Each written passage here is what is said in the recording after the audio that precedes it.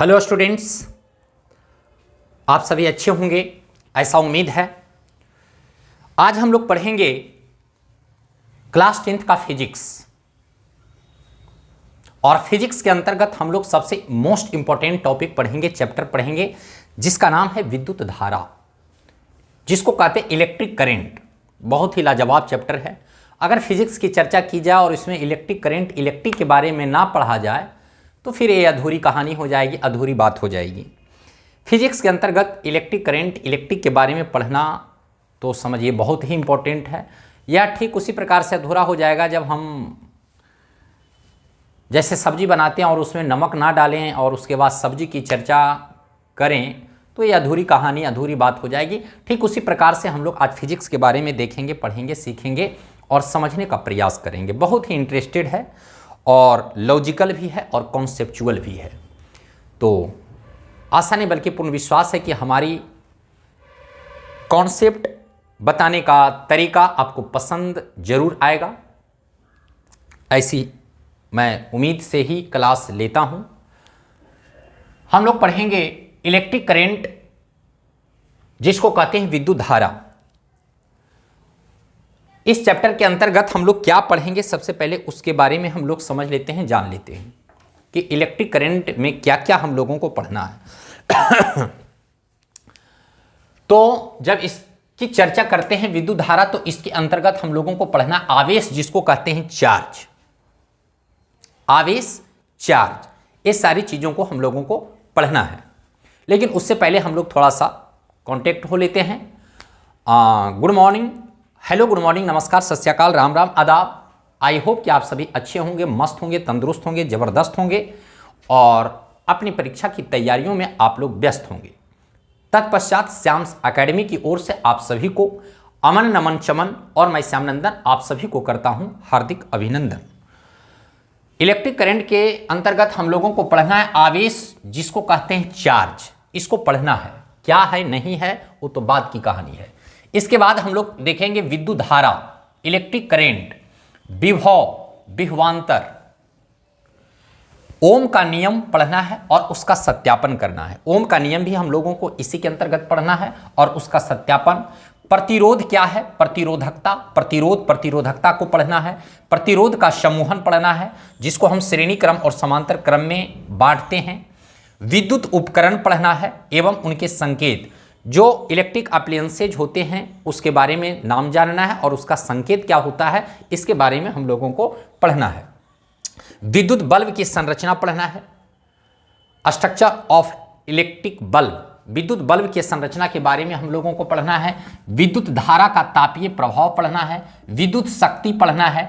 Ammeter पढ़ना है। Volt meter पढ़ना है। सेल की परिभाषा पढ़ना है। सुरक्षा फ्यूज पढ़ना है। न्यूमेरिकल पढ़ना है। ये सारी चीज़ों को हम लोगों को पढ़ना है इसके अंतर्गत।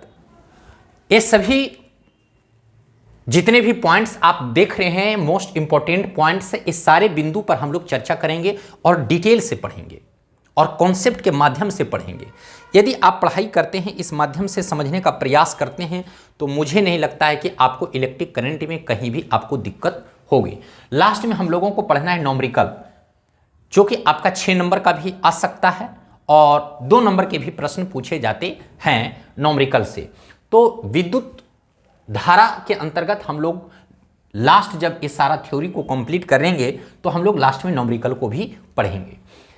बात रहे कि जब इतना हम लोग पढ़ेंगे, विद्युत धारा को जब पढ़ेंगे, तो हम लोग को इससे कितने नंबर का प्रश्न आने वाले हैं या कितने नंबर का प्रश्न हम लोग इसको बना पाएंगे।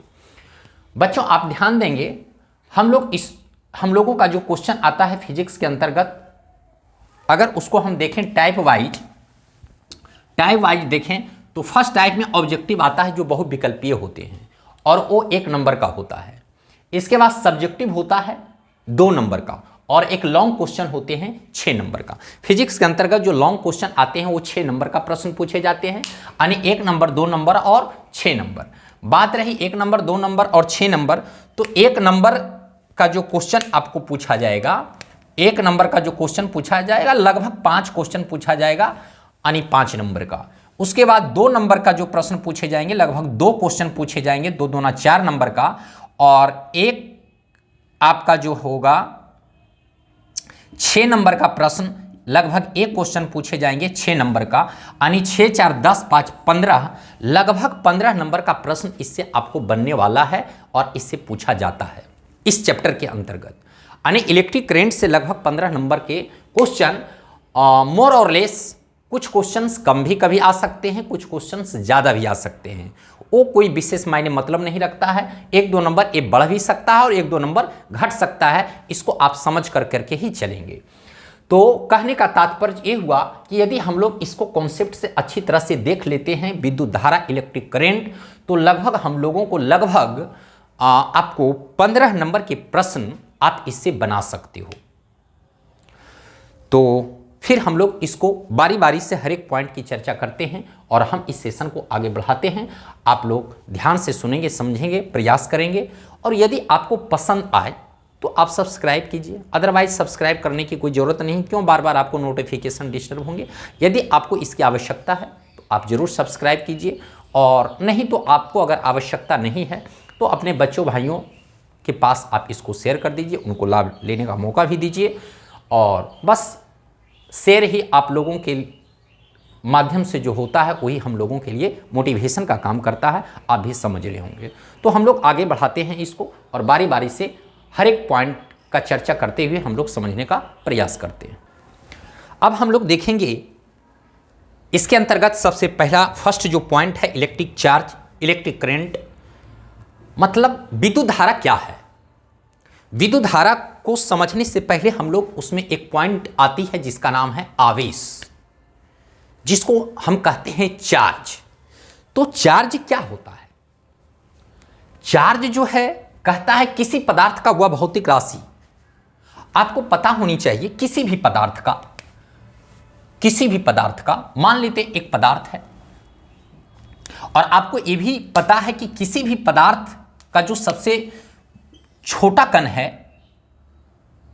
उसको हम लोग कहते हैं परमाणु। किसी पदार्थ का जो सबसे छोटा कण होता है, कोई भी पदार्थ, दुनिया का कोई भी पदार्थ आप ले लीजिए, जो वो पदार्थ बना होता है, जो उसका सबसे छोटा पार्टिकल कण होता है, उसको हम कहते हैं परमाणु। और हर एक परमाणु के नाभिक में प्रोटॉन प्लस न्यूट्रॉन होता है। हर एक परमाणु के नाभिक में प्रोटॉन प्लस न्यूट्रॉन होता है, प्रोटॉन और ए न्यूट्रॉन। जबकि इलेक्ट्रॉन इसी परमाणु के चारों तरफ क्या होता है? चक्कर लगाता है। किसी भी पदार्थ के जो नाभिक में होता है प्रोटॉन और न्यूट्रॉन होता है, जबकि इलेक्ट्रॉन इसके चारों तरफ होता है। और इसमें प्रोटॉन जो होता है धनावेशित होता है, पॉजिटिव होता है, जबकि इलेक्ट्रॉन जो होता है निगेटिव चार्ज होता है इस पर। प्रोटॉन का जो आवेश होता है वो धनात्मक होता है, जबकि इलेक्ट्रॉन जो होता है वो क्या होता है? ऋणात्मक होता है। दिख रहा है? चलिए दिख रहा है। कहता है कोई भी पदार्थ, दुनिया का कोई भी पदार्थ जो होता है उसका सबसे छोटा जो पार्टिकल कण होता है, जो सबसे छोटा रूप होता है, वो परमाणु कहलाता है।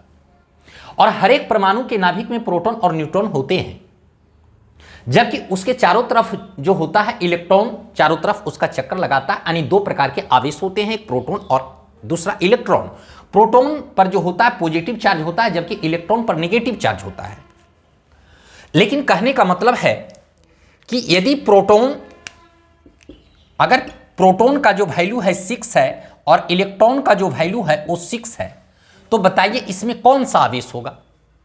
क्योंकि प्रोटॉन और इलेक्ट्रॉन जब दोनों को ऐड करेंगे तो आपका ए माइनस हो जाएगा, तो आपका 0, यानी ये आवेशहीन हो जाएगा।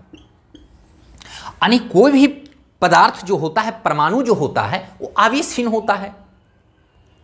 जैसे कहने का मतलब अगर प्रोटॉन पर +6 आवेश है, यानी चूंकि आपका पॉजिटिव होता है, तो प्रोटॉन का जो इसमें चार्ज है +6 पॉजिटिव चार्ज है और इलेक्ट्रॉन नेगेटिव चार्ज है, दोनों को जोड़ेंगे तो 0 होगा, जो आवेशहीन होता है। यानी हर एक किसी भी पदार्थ का जो परमाणु होता है वो आवेशहीन होता है। गौर फरमाएंगे, ध्यान देंगे। ऑब्जेक्टिव में प्रश्न पूछा जाता है तो हर एक पॉइंट को, हर एक बातों को आप केयरफुली ध्यान देंगे, सुनेंगे और समझने का प्रयास करेंगे। हम लोग को जानना है कि आवेश क्या है, लेकिन आवेश से पहले हम लोग ये जानेंगे कि आवेश होता क्या है। हमारी परिभाषा में लिखा हुआ है कि किसी भी पदार्थ का वह भौतिक राशि जिसके कारण चुंबकीय तथा वैद्युत प्रभाव उत्पन्न होते हैं आवेश कहलाते हैं। और आवेश का एसआई मात्रक कूलम होता है, जिसे C से सूचित किया जाता है, इंडिकेट करते हैं। लेकिन सबसे पहले हम लोग जानेंगे कि पदार्थ, हमको पता है, केमिस्ट्री में भी हम लोगों को पढ़ना है, पढ़े हैं कि हर एक पदार्थ, जो दुनिया का कोई भी पदार्थ है, वो उसका जो छोटा सबसे कण है वो परमाणु कहलाता है।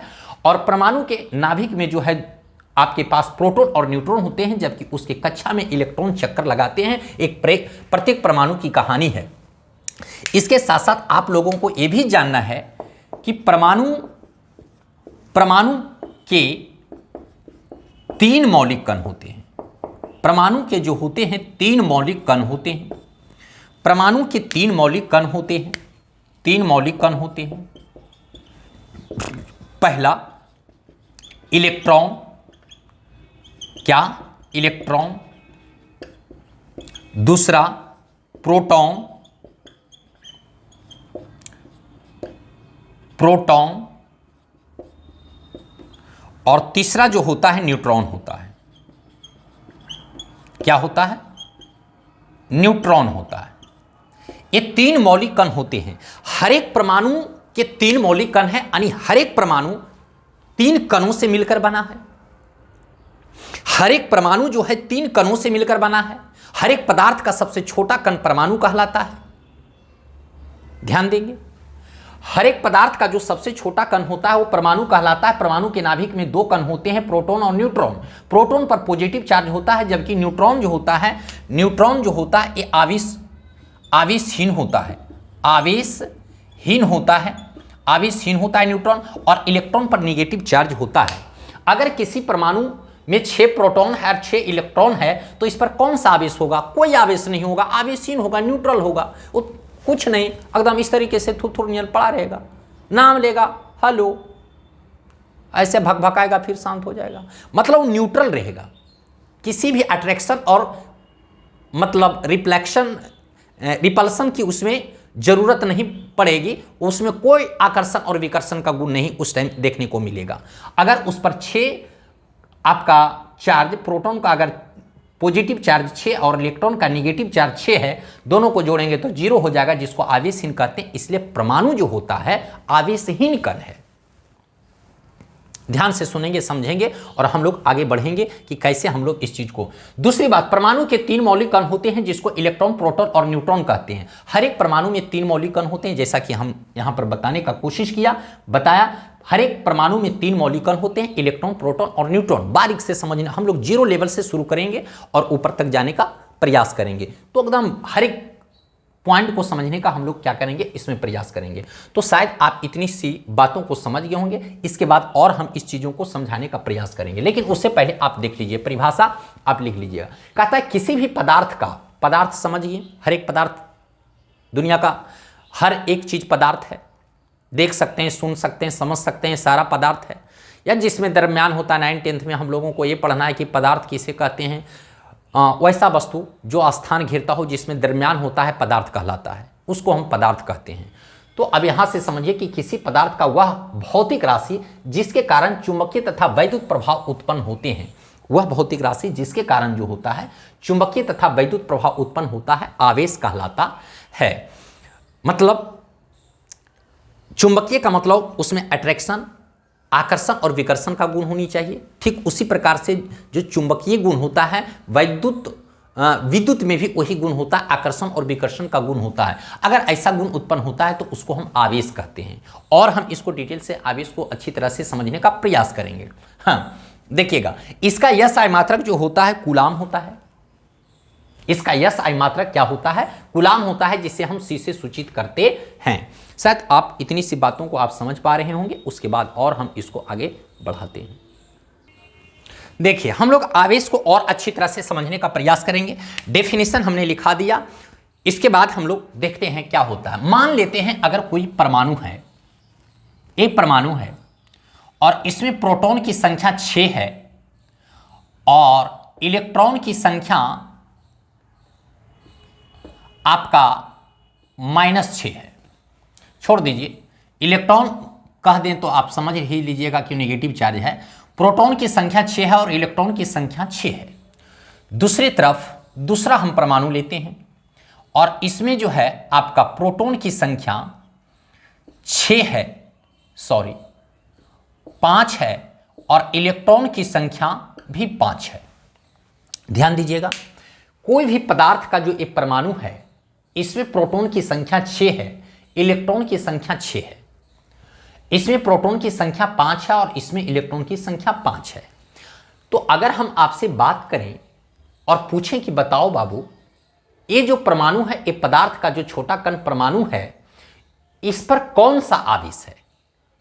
आपका जवाब होगा कि सर इसमें जो परमाणु प्रोटॉन की संख्या 6 है और इलेक्ट्रॉन 6 है, तो ये तो आपका 0 हो जाएगा, मतलब ये तो आवेशहीन होगा। क्या होगा? आवेशहीन होगा। इसमें भी जो है प्रोटॉन की संख्या 5, इलेक्ट्रॉन 5 है, तो दोनों तो बराबर हो गया, 0 हो जाएगा, तो ये भी तो आपका आवेशहीन होगा, आवेशहीन होगा। ये भी आपका क्या होगा? आवेशहीन होगा। तो आवेशहीन जब है तो फिर उसमें आवेश होता कैसे है? चार्ज कहां से आता है? कैसे उसमें चार्ज आ जाता है? देख लीजिए, कोई भी परमाणु, हम इसके पहले भी हमने बताया कि कोई भी जो परमाणु होता है बाबू, परमाणु आवेशहीन ही होता है जब तक कि उसको हम टच ना करें। Touch me touch me touch me, जब तक उसको टच नहीं किया जाए वो आवेशहीन होता है। जैसे ही टच होगा, एकदम झटका देगा आपको। इसलिए जो टच मी का जो गुण होता है, अगर हम इसको टच करें यानी रगड़ें, जैसे फॉर एग्जांपल ये दोनों जो परमाणु है, जब इसको आप रगड़िएगा, देखिए हाथ को भी रगड़ने से इसमें आवेश आ जाता है, चार्ज आ जाता है। आवेश, आवेश का मतलब क्या हुआ? इलेक्ट्रॉन, इलेक्ट्रॉन का बहाव ही आवेश है। तो जब इसको हम रगड़ेंगे, जब ये दोनों परमाणु को रगड़ा जाएगा, देखिए जब ये दोनों को रगड़ेंगे, रगड़ने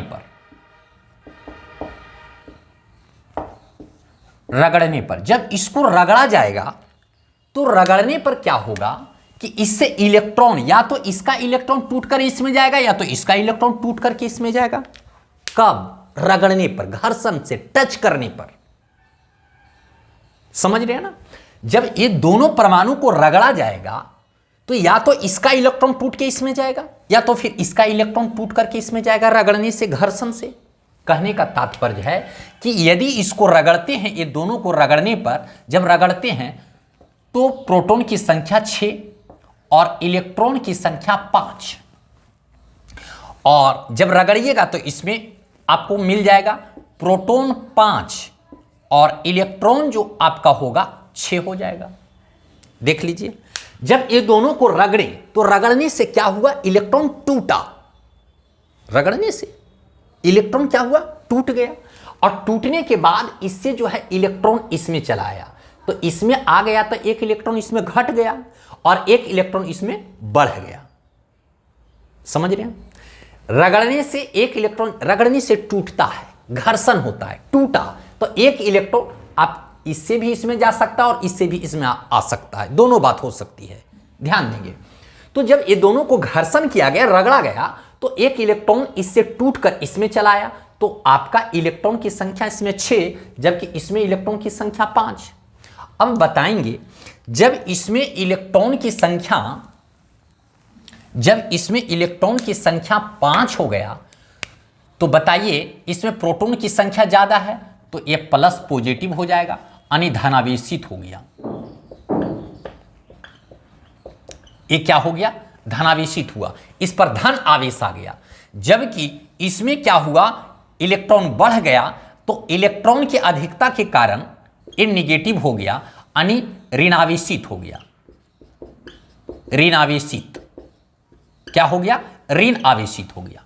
इसी को हम कहते हैं चार्ज, इसी को कहते हैं आवेश। जब इलेक्ट्रॉन का, देखिए ये आपका आवेशहीन है, लेकिन जब जैसे ही इलेक्ट्रॉन उसमें टूट करके गया तो वो धारा, वो आपका विद्युत उत्पन्न हो गया, चार्ज उसमें प्रवेश कर गया। जैसे कहने का मतलब है, कोई भी इंसान जब चुपचाप है, कुछ नहीं बोल रहा है, तो उसमें एकदम आवेशहीन है, कोई आवेश नहीं है। नहीं, गांव में देखते हो एक आगो कोई बूढ़ बुजुर्ग होता है, चुपचाप बैठा हुआ है, थोड़ा गुस्सैले टाइप का, देखे होंगे, गुस्सैले टाइप के होते हैं और थोड़ा सा खड़ूस टाइप के होते हैं, गुस्सा उनको रहता है। कोई बुजुर्ग व्यक्ति को देखते हो, बच्चा लोग, लड़का लोग क्या करता है, एक आगो कागज उस पर फेंक दिया। जब एक बार कागज फेंका तो आदमी आवेशहीन है, कोई मतलब किसी से नहीं है। जैसे कागज का टुकड़ा गया तो फर्स्ट टाइम तो आवेश, हल्का सा इलेक्ट्रॉन एकागो टूटा तो थोड़ा सा प्रवाहित हुआ, आवेश उसमें चार्ज आ गया। लेकिन जब 2 से 3 बार हो जाता है तो आदमी वो गर्म हो जाता है और बढ़िया बढ़िया उसको श्लोक सुनाना शुरू कर देते हैं। आप समझ रहे हैं, ऐसा वर्ड का इस्तेमाल करने लगते हैं कि वो डिक्शनरी में भी नहीं मिलता है। मतलब आवेश आ गया, चार्ज हो गया, इसी को कहते हैं आवेश चार्ज। ठीक उसी प्रकार से तो कब हुआ, जब उसको टच किया, छेड़ा, जब चुपचाप था तो उसमें आवेशहीन, किसी से कोई मतलब नहीं। लेकिन जैसे ही टच किया तो इलेक्ट्रॉन घर्षण होने से, टच होने से इलेक्ट्रॉन का ट्रांसफर हो गया और वो आवेशित हो गया और तरह तरह के एकदम श्लोक सुनाना शुरू कर देते हैं। और बच्चे लोग उसका एंटरटेनमेंट करते हैं, उसको लेते नहीं अपने मायने में, वो तो मनोरंजन के लिए करते हैं। ठीक उसी प्रकार से जब ये दोनों को रगड़ा गया तो इसमें आपका एक इलेक्ट्रॉन टूट कर इसमें चला आया और इसमें इलेक्ट्रॉन की संख्या 6, इसमें इलेक्ट्रॉन की संख्या 5। तो प्रोटॉन जब ज्यादा है तो धनावेशित, ये धन आवेशित कण हो गया, धनावेश हो गया। और इसमें इलेक्ट्रॉन की संख्या ज्यादा है तो ऋण आवेशित। इसी को कहते हैं आवेश संरक्षण का सिद्धांत। ध्यान दीजिएगा, इसमें ना तो इलेक्ट्रॉन बढ़ा और ना तो इलेक्ट्रॉन घटा। अगर ओवरऑल हम लोग देखें तो इसमें प्रोटॉन की संख्या 6 और इसमें प्रोटॉन की संख्या 5। अगर दोनों में हम देखें तो 6 5 11। देख लीजिए यहां पर प्रोटॉन 6 और प्रोटॉन 5, 6 5 11। Electron 6, electron 5, 6 5 11। यहां देख लीजिए प्रोटॉन 6, प्रोटॉन 5, 6 5 11। Electron 5, electron 6, 6 5 11। दोनों में जो है सेम चीज, कहीं अंतर हुआ नहीं हुआ, यानी ट्रांसफर हुआ। इसी को कहते हैं आवेश संरक्षण का सिद्धांत। मतलब आवेश चार्ज ना तो उत्पन्न किया जा सकता है और ना ही नष्ट किया जा सकता है। इसकी चर्चा हम लोग आगे करेंगे, लेकिन जब बातें आ गई तो हम आपको यहीं पर एक बार ध्यान आकृष्ट करवा देना चाहते हैं। इसमें आप क्या देख रहे हैं कि आवेश जो है ना तो उत्पन्न किया जा सकता है और ना ही नष्ट किया जा सकता है, सिर्फ उसका ट्रांसफर होता है, स्थानांतरण होता है। क्या हुआ, जब ये दोनों पदार्थ को रगड़ें तो सिर्फ इलेक्ट्रॉन का ट्रांसफर हुआ। एक इलेक्ट्रॉन इसमें टूटा तो बढ़ गया और इसमें घट गया, ट्रांसफर हुआ। लेकिन जब दोनों को ओवरऑल देखेंगे तो कहीं ज्यादा और कम नहीं है, बराबर है। इसी को कहते हैं आवेश संरक्षण का सिद्धांत। मतलब आवेश ना तो उत्पन्न किया जा सकता है और ना तो विनाश किया जा सकता है, सिर्फ उसका स्थानांतरण किया जा सकता है, ट्रांसफर किया जाता है।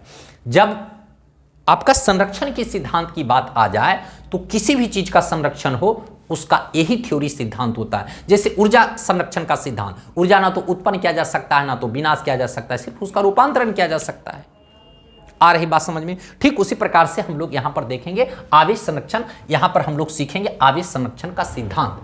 तो आपने क्या देखा, अगर दूसरा एग्जाम्पल हम लेते हैं, मान लेते हैं एक परमाणु, एक दूसरा परमाणु है, इस पर प्रोटॉन की संख्या 4, इलेक्ट्रॉन की संख्या आपका 5, इस पर प्रोटॉन की संख्या 4 और इलेक्ट्रॉन की संख्या आपका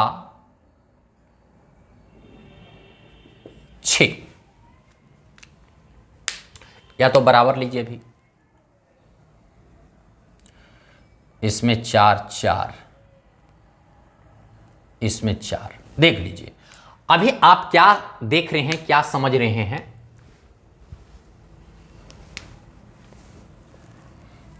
थोड़ा सा अंतर कर दीजिए।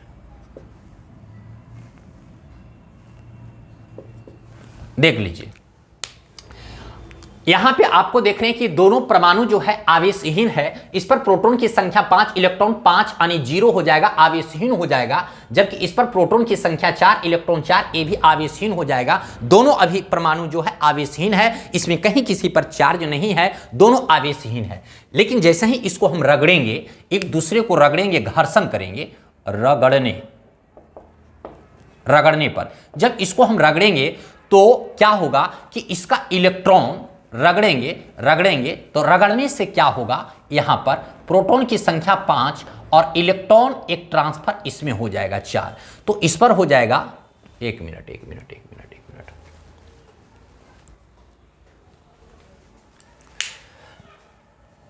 तो इसमें क्या हो जाएगा देख लीजिए। तो इसमें आपका प्रोटॉन तो 4 होगा, जबकि इलेक्ट्रॉन आपका क्या हो जाएगा, 5 हो जाएगा। ध्यान दीजिएगा। तो इसमें क्या हो जाएगा, जब ये दोनों को एक दूसरे से रगड़ेंगे तो प्रोटॉन की संख्या 5, इलेक्ट्रॉन 4, और एक टूट करके इसमें चलाया, प्रोटॉन की संख्या 5 और इलेक्ट्रॉन 4। कहने का मतलब ये आपका धनावेशित हो जाएगा, ये आपका कैसा हो जाएगा, ये आपका पॉजिटिव हो जाएगा। क्यों? क्योंकि प्रोटॉन की संख्या ज्यादा, जिसमें प्रोटॉन की संख्या ज्यादा होगा धनावेशित। अरे जिसके पास धन ज्यादा है धनावेशित, जिसके पास ऋण ज्यादा है ऋणावेशित। जो लोग कर्ज में होते हैं उसको ऋणी कहते हैं, और जिसके पास धन ऑलरेडी उसके पास बैलेंस होता है उसको धनवान कहते हैं। सीधी सी बात है, सिंपल थ्योरी है। तो जब इसमें प्रोटॉन की संख्या ज्यादा है तो पॉजिटिव, और इसमें इलेक्ट्रॉन की संख्या ज्यादा है तो नेगेटिव। मतलब इसमें आपका ऋणात्मक चार्ज होगा, ऋणात्मक होगा, ये ऋणात्मक होगा, जबकि ये क्या होगा, धनात्मक होगा। धनात्मक, ये आपका ए ऋणात्मक होगा, जबकि ऊपर वाला क्या होगा, धनात्मक होगा। तो शायद आप इतनी सी बातें को समझ पाए होंगे। थोड़ा सा और इसकी कहानी को हम बताते हैं। चलिए आगे हम लोग देखते हैं। इसमें एक पॉइंट है, कोई भी पदार्थ इलेक्ट्रॉन को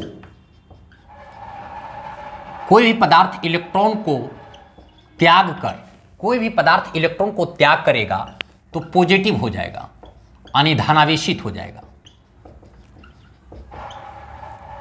धनावेशित हो जाता है तथा इलेक्ट्रॉन को ग्रहण कर नेगेटिव यानी ऋणावेशित हो जाता है।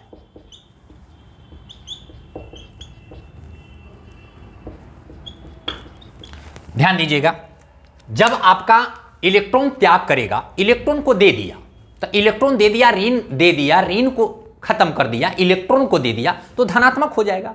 अरे इलेक्ट्रॉन घटेगा तो पॉजिटिव, इलेक्ट्रॉन बढ़ेगा तो नेगेटिव। आप कर्जा को दिए धनात्मक हो गए, कर्जा को लिए ऋणात्मक हो गए। सीधी सी बात है, क्योंकि इलेक्ट्रॉन पर नेगेटिव चार्ज होता है। ज्यादा दिमाग लगाने की आवश्यकता नहीं है। कोई भी पदार्थ इलेक्ट्रॉन को त्याग कर पॉजिटिव धनावेशित हो जाता है तथा इलेक्ट्रॉन को ग्रहण कर ऋणावेशित हो जाता है। एक इलेक्ट्रॉन पर जो होता है चार्ज होता है 1.6 × 10⁻⁻19 कूलम के बराबर होता है। यानी एक इलेक्ट्रॉन पर जो आवेश होता है, चार्ज होता है, एक इलेक्ट्रॉन पर जो आवेश होता है, चार्ज होता है, वो 1.6 × 10⁻⁻19 कूलम होता है। मोस्ट भी भाई इसको आप याद रखिएगा। एक इलेक्ट्रॉन पर जो चार्ज होता है, आवेश होता है, वो आपका क्या होता है, 1.6 × 10⁻⁻19 कूलम होता है। दूसरी बात, कांच तथा रेशम के कपड़े को रगड़ने पर, कांच तथा रेशम के कपड़े को रगड़ने पर, कांच तथा रेशम के कपड़े को रगड़ने पर रेशम के कपड़े में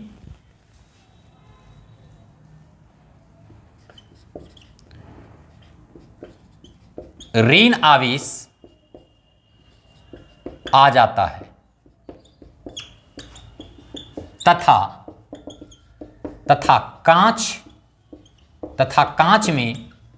कांच धनावेशित हो जाता है तथा कांच धनावेशित हो जाता है। ये पूछा जाता है, इसको ऑब्जेक्टिव में पूछा जाता है, इसलिए इसको लिख लीजिएगा। मोस्ट VVI, मोस्ट VVI है, ये भी आपका मोस्ट VVI है, मोस्ट VVI। ध्यान दीजिएगा, कहता है कि कांच तथा रेशम के कपड़े को रगड़ने पर, जब कांच और रेशम के कपड़े को रगड़ेंगे तो रेशम में इलेक्ट्रॉन चला जाता है, यानी रेशम क्या हो जाता है, कांच तथा रेशम के कपड़े को रगड़ने पर रेशम के कपड़े में ऋणावेशित आ जाते हैं तथा कांच धनावेशित हो जाता है, रेशम में इलेक्ट्रॉन चला जाता है। तो इलेक्ट्रॉन जब उसमें ट्रांसफर हो जाता है, टूटकर उसमें चला जाता है तो ऋणावेशित हो जाता है, और जबकि कांच क्या हो जाता है, धनावेशित हो जाता है। ठीक उसी प्रकार से अगला पॉइंट होगा, दिखता है, हाँ, अगला पॉइंट ये है कि ऊन तथा एबोनाइट, ऊन तथा एबोनाइट के छड़ को रगड़ने पर, ऊन तथा एबोनाइट के छड़ को रगड़ने पर एबोनाइट के छड़ में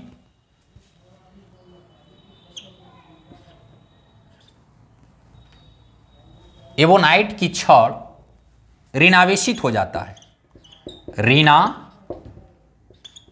ऋणावेशित हो जाता है तथा ऊन कैसा होता है, ऊन धनावेशित हो जाता है।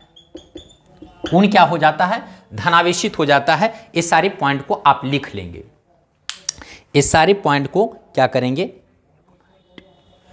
लिख लेंगे।